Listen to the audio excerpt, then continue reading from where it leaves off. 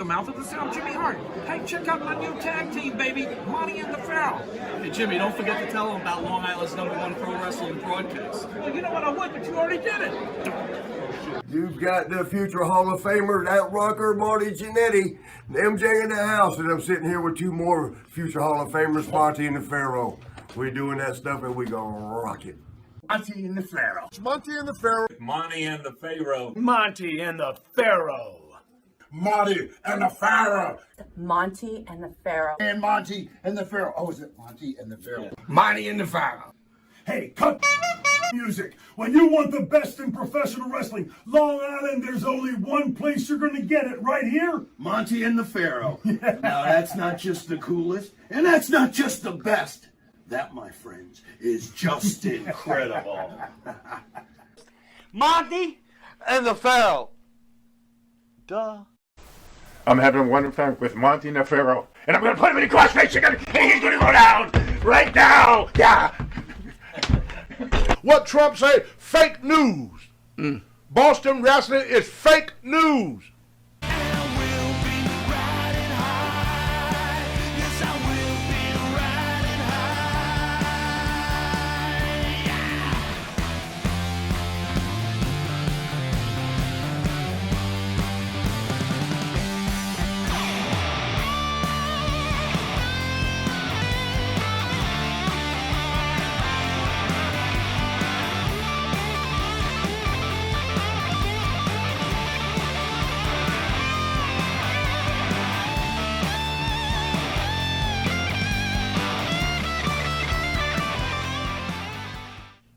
Don't tell me what I can or can't do. Then he texted me. I tried to ignore him. I even blocked him on my phone. Didn't work. Now he's calling my buddy Larry Huntley with threats. He told me this, Marty, and I let Marty read it. If you mention my name just one time, I got the paperwork and I'm sending it into the IRS. Now what can the IRS do to me? They could take away my Social Security check. Would that make you happy? I've been homeless one time, brother. I lived in the street, slept on the park bench for a year and a half, ate out of dumpsters. I built myself back, not with your help, because what you pay me, I still be in dumpsters. Now, I got all the Boston wrestling fans to answer this question for me. It is 350 miles, 300 miles, for me to drive from Maine to the Monty and Pharaoh show. You understand? Then I got to drive another 300 miles back home. It's a 2-hour drive for me to go to Boston Wrestling. Now, why, Boston Wrestling fans, would Tony Atlas drive 7 hours, sometime 8, to get to Marty and the Pharaoh, but won't drive 1 hour or 2 hours to get to you? Why is that? If you took such good care of me, the reason is Marty take care of me. I work for you, I take my freaking wife out to dinner one night, then I'm broke. I work for you for a meal, man. You know I'm telling the truth. You know it, Dan. I don't lie. I got no reason to. If you think I'm lying, take me to court. Put your hand on that Bible and swear, oh, you know, when he told me I was lying about what he paid me, I told people what he paid me, but he had almost a year to show the fans what he paid me. He never did it. He just called me a liar. How shocking. Okay. Why don't he tell the people what he paid me? You tell them what you pay me, Dan. You tell them. Tony, I would like to say my piece on this whole situation. First of all, I'll say, Dan Marotti, shame on you, number one. But number two, here's the bigger problem of the issue. Tony wanted to separate the agreement. He took responsibility for his agreement. Just go about my business. Right. But instead, he won't let me go keep on. the game going. He don't want to let it go. To me, there's a reason. He just can't let it go. To me, there's a reason. Because now you're taking the money out of your mouth, Dan. How does that feel? How does that feel? One day you're going to be a senior citizen. You're going to be a senior citizen if you're lucky enough. And I hope some young punk like you will come and take your Social Security check, threaten you with the government. Just to make sure that I was not lying. I took your the one you sung, Larry Huntley, because I blocked you. I don't want to hear your crap no more. I got a wife in the hospital. I can't go around my wife upset and nervous. So then you went out to my friend, Larry Huntley. That had nothing to do with it. Nothing. All he did was try to help me to teach me how to use a computer. That's all Larry Huntley ever did. Then you started attacking him. Have I said anything about you, Dan, in the last 7 months compared to what you said about me? What have I said? I've been quiet for 7 months. Have you been quiet? Is that a lie too? You ask your wrestling fan, have you been talking about me in the last 7 months? Have I been talking about you in 7 months? No. Is that a lie too? Now you're lying to your fans because they know what you said. That's right. Everybody know what you did, Dan. It's all the fans out there, all the Boston wrestling fans. Are y'all all liars? This is real people. Okay. Oh boy. Ask the Boston wrestling fans, are they lying too? They hear him. They hear him every week. Don't they hear it? They deaf. Is the Boston wrestling fan deaf? How many times they hear me badmouth Dan? Name one other time other than today. Name one. Right. What in it for me? Right. What I'm getting out of this?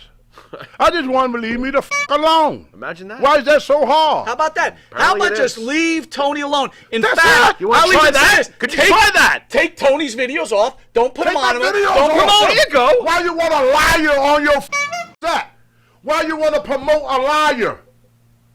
Yeah. Why you playing my video? I'm a liar. So if I'm lying about this, then every damn thing I ever say on Boston Wrestling is a liar. What Trump say? Fake news. Boston Wrestling is fake news. Because everything that is said by Tony Atlas is a lie. Everything on Boston Wrestling Tony Atlas said is a liar. I'm a liar. Ask Dan. So why is Dan playing tapes of a liar? Don't make sense, doesn't it? It's kind of like you're taking a pedophile to a boys' camp. Why are you playing my tapes? Take me off of Boston Wrestling. Take me off. Fans, tell Dan to take that lying Tony Atlas off of Boston Wrestling. We were slaves for 350 years in this country. That's history. It's past, gone. A lot of people suffer in this country, not just black, but America went through that. We fought through that. We fixed it so every American is equal. Are you being told what to say on these videos? Oh, no. I'm a fucking senior citizen that's been to every state in the United States, been to every country in the world but China and Korea and Russia. And I need somebody to tell me what the to say. Now you're calling me dumb. Whoever say that, say I'm a dumb. It got to be some racist white boy to think of black people that way. Why? Because I'm black, I'm stupid, and don't know what I'm talking about. Somebody got to tell this old black boy what to do. I'm a 6'2", 265-pound black man that had lived more in 1 week than you had lived in your whole life. Because I'm black, somebody got to tell me what to say. I'm big and strong enough. I was the third strongest man in the world. I bench pressed 650 frickin' pounds. I bench pressed 400 pounds now, and I'm a senior citizen. And I got 22-inch fucking biceps. The only people that tell me what to do is God and my wife. So if Marty is coaching me, Dan coach me too, because I'm too stupid to talk. So I was stupid on Boston Wrestling too. Everything I say on Boston Wrestling, Dan told me. Because I was too stupid to think for myself because I'm a black man. Keep your racist to yourself. I'm old. I don't give a no more.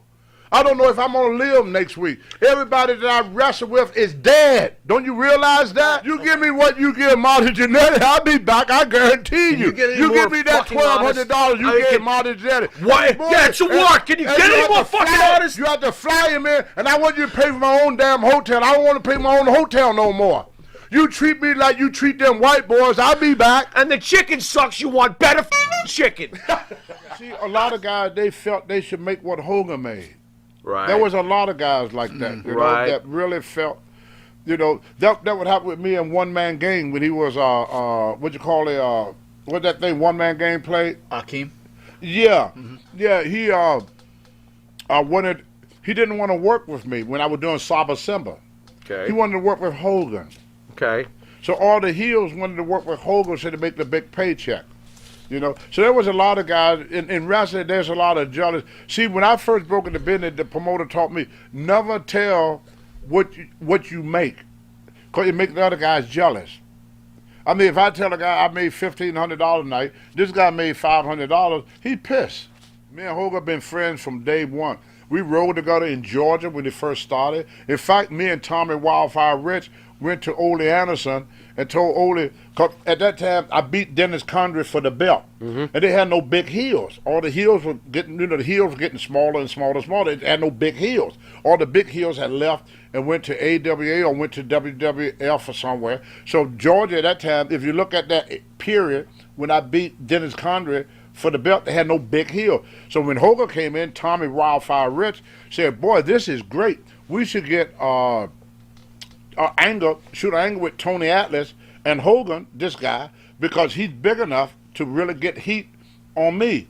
Because I was in such good shape then. I was 286 pounds with a 4% body fat. So I was muscular, 286 pounds, and I was the biggest wrestler in the territory. Well, to be a babyface, you have to get the people's sympathy. So when I couldn't sell for nobody because it didn't look right. I was bigger than the guy, so it was kind of like Mark Henry wrestling Hogswallow or something, you know. And Mark Henry is flying all over the ring for Hogswallow. To the fan, that don't look right. So Tommy Rich tried to get Hogan, and then what Ole Anderson said, this guy will never draw any money in this business. Then my Ole Anderson exact words about Huck Hogan. This guy will never make anybody money in this business. Then one time I was going to wrestle him in Madison Square Garden. God rest his soul. I love him like a father. He treated me like a son. I'm not bad-mouthing him. I was going to wrestle Huck Hogan in the garden. Vince Sr. was running things then. Vince Jr. was an announcer. Vince Sr. said, "What you want to do with the big dummy?" The big dummy? They never got interested in Hogan. The people that made Huck Hogan was Sylvester Stallone. When Hogan got in that movie, that what did it. If you look back, I mean, every time Hogan wrestled me, he put me over. Hogan put me over every time I wrestled him. They wasn't pushing Hogan. They had no use for this guy, you know. Interesting. Yeah, think about it. Everybody beat Hogan until he got in that movie. Then he went back to AWA, right, with Vern. With Vern. Yeah. And Vern gave Hogan his first break. Vern Gagne gave Hogan his first break in this business. And then I was in the dressing room and said, we got to get him back. He's selling out everything in Minneapolis. He's selling everything out. Everywhere Hogan went out that movie was a sellout. Sellout. Yeah. Then they brought him back. And he sold out everything in the WWE. So everything that the WWE got, everything Triple H got, everything Vince McMahon got, everything John Cena got, everything Tony Atlas had, everything that all the wrestlers today got, they owe to Hulk Hogan. Hogan do not owe this business nothing. I was there, brother. I was there when it frickin' took off. I mean, I was working underneath, preliminary, making $8,000 a week. And I wasn't even one of the top guys. Hogan made so many people. Hogan built WWE. I don't give a crap what anybody say. They should treat that man with the utmost respect. There would be nobody could have done it but Hogan. Can you tell the story about the time Harley Race almost bit your nipples off? What? True. True? True. Would you put whipped cream and strawberries on them? Why would he want to bite your nipples off? I got a hair up my butt. You got what? I got cocky in the ring. Oh, boy. Here we go. I want to show Harley how tough I was. Oh, that was a mistake. What are you doing? So I headlocked him and took him over. Harley said, loosen up. Oh. I said, I'll do what I want. Harley took and put my nipper in his mouth and ground it around like this in his teeth. He said, if I bite off your nipper, you can't win no more of them bodybuilding contests now, can't you? He said, if you don't straighten up out here, he said, I will bite off your nipper and knock your out. Now do what I tell you to do. Wow. I go, yes, sir, Mr. Race. This is between headlocks, huh? Well, Wow. I forgot who I was in the ring with. Yeah, I think got so. beside myself. I got cocky with Harley in the ring. And then he did a couple of things, took me down on the mat, put me where called a sugar hope, made me squirm like a little puppy dog. A little puppy dog. Okay. And then I came to my senses. I said, Tony, I don't care how many muscles you got. Harley Race is not somebody you need to mess with. Hell yeah. What makes that in a man who doesn't look super jacked, but you better watch out for him? He was raised in the streets. Okay. Raised up rough. He didn't come from a rich family. He was raised in the street. He was a street fighter. Okay. He was just rugged. Just a rugged man, you know. But the nicest person that you ever want to meet in your life. Right. But he was just somebody you just want to fight with. Just Tony, don't fight him. You all right with Harley. I was wrestling in Mid-Atlantic Championship Wrestling. And they're going to have a big thing. They brought in Andre the Giant, Dusty Rhodes, Terry Funk, a bunch of big-name guys. What a territory that They was. all flew in. Okay. They all flew in, all got picked up at the airport, all got treated like kings. Moolah was the world woman champion. Sure. She drove She drove. and paid for her own room. Who was her agent? Dan Marotti? Let's I had to. bury him. I had to. I'm sorry. Come on, I was I'm feeling all right, good now. Tony, I'll take you out. I'm This one's feeling- on me. It's I'm on feeling me. good now. Don't, yeah. Okay. Yeah, you messed up a wet dream. But anyway, when a woman wrestler, there was novelty. Right. We True. didn't have to look at them every True. day. That's very true back in the day. They Very used true. them once, and then they left were- and went somewhere They else. were almost treated the same way Sky Low and his boys were. Exactly. The midgets were the same way. Absolutely. Yeah, you go on any independent show, you see a bunch of guys. You don't see women wrestle. There were a lot of women is not working independent. Most women quit because they can't get booked. You go to any independent show, all the people out here know I'm telling the truth. Very rarely you see a woman wrestling This is match. true. No, the only this time is you true. see a woman wrestling match is on TV. I mean, I love the police. I'm a strong supporter of policemen. I don't believe in defunding the police. I don't believe in we doing nothing with the police. They got a very hard job. I know a lot of them. A lot of them are good friends. They work their ass off. They don't get no respect. If the black community would work with the police, things would improve in the black neighborhood. But when I grew up, if I worked with the police, I would call a stooge a sledge. This guy just killed my cousin, but I can't report it to the police because the neighborhood would look down on him. So most of the problem that's going on between policemen and black people is black people's fault. Work with the police. Police is not there to hurt black people. Well, why they shoot black people? Why he running? Why he resisting? I'm going to tell you why black people get shot by policemen. You create a dangerous environment. That cop know what's going on in that neighborhood.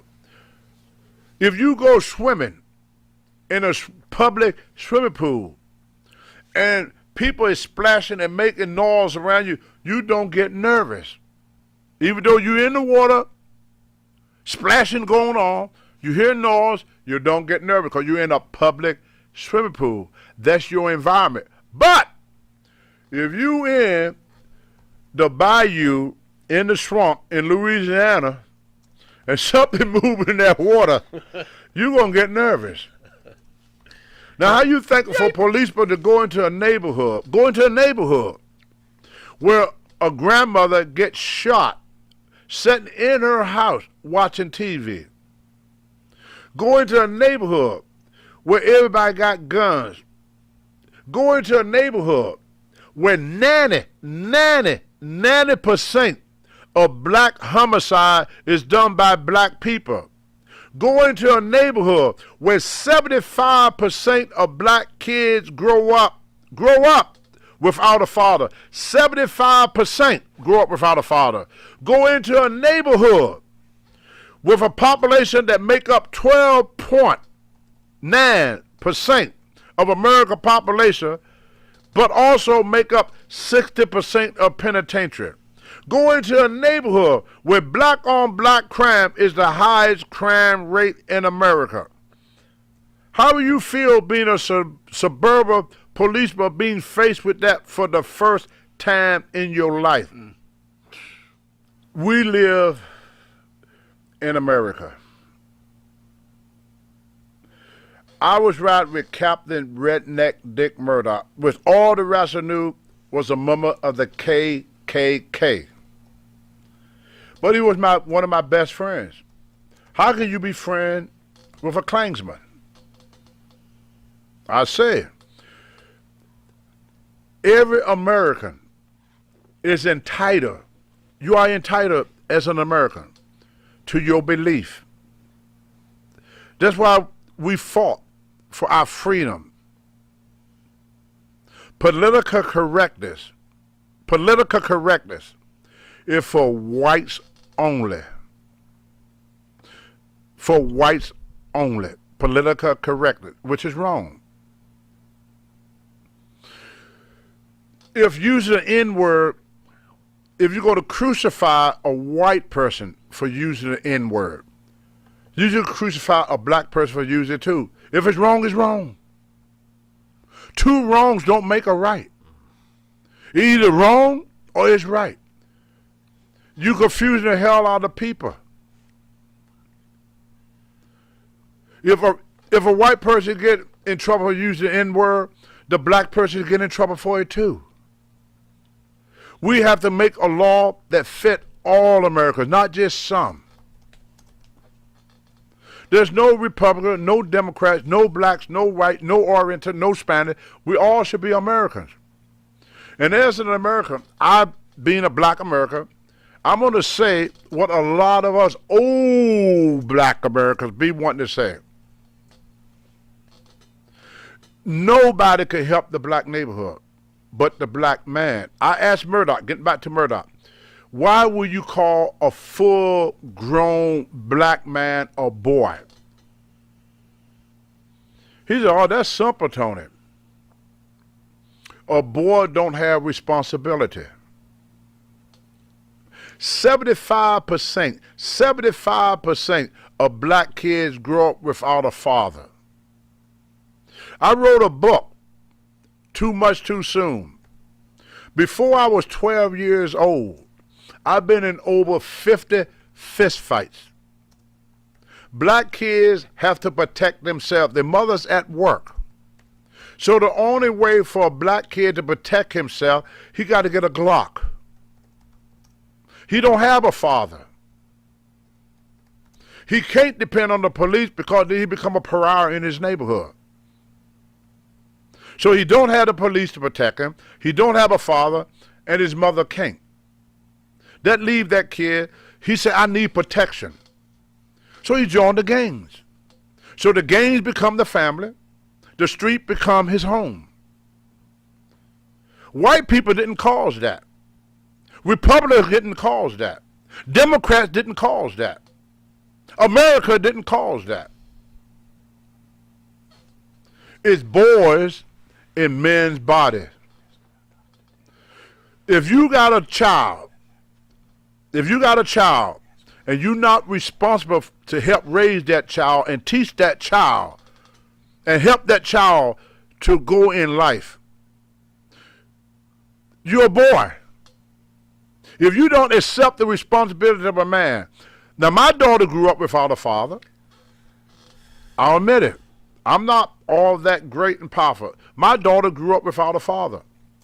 But I tried to be there for her. Me and her got a good relationship now. I never left her. Me and her mom, we didn't get along, But I was always there for my daughter. Her name is Nikki. She lived in Opelika, Alabama. She forgave me, which thank God, for my absence, but I was drugged out. But as soon as I came off the drug, my wife Monica, God bless her soul, she said, you need to resume your relationship and take responsibility to help raise your daughter. You can't walk away from your daughter the way your father walked away from you. My mother had 9 kids. My dad didn't do nothing for none of us. He was a boy. A boy do not have responsibility. The only thing that's going to help the black community, Al Sharpton, all the rest of y'all know this. Y'all know this. Y'all want to blame white people. They don't. I remember when I was a kid, I was going to work one day. A guy said, ain't no use going to work. The white man don't want you to go nowhere. My mom said, boy, don't listen to him. White people want all black men to go to work so they don't have to take care of them. Who's taking care of black kids? Middle class America. The guy would get him a young girl, impregnate her. Then he move in with her. The government pay for the apartment. The government pay for the food. So in most black families, at least 75% of it, 75%, a 1-year-old child is supporting the adults. Because without that kid, they can't make it. The kids are responsible for the grown-ups because the man won't work. People say, well, did Vince do this to you? What about Saba Simba? Was that racist? Was Vince racist? No, Vince ain't racist. Hulk Hogan ain't racist. No. He gave me an opportunity. I f***ed up. Vince had a chart. Vince and me are friends. I love him to death, like a brother. Love Vince. Love the whole McMahon family. They did nothing but help me. I've been hired and fired more times than any wrestler I've been there. Most times they got rid of somebody, they gone. Vince kept bringing me back. In fact, he just brought me back recently to do Legend House. Is I'm right or wrong? Mm-hmm. That's right. Mm-hmm. So Vince always had, even though he couldn't use me. Mm-hmm. When me and Mark Henry broke up, Vince could have carried me. Vince started saying, well, we got to find something for Tony to do. That sound like a racist dude? The man likes me. I like Vince. We know how we feel, but business is business. He got a business to run. You know, he can't sacrifice his business for his friend. Me and Vince are friends. He's a great guy. Vince McMahon and Hulk Hogan built that empire. I love Vince. And I would fight anybody that goes against him. Screw them. They don't know the man like I knew him. I've been knowing Vince since 1978, so I know him well good.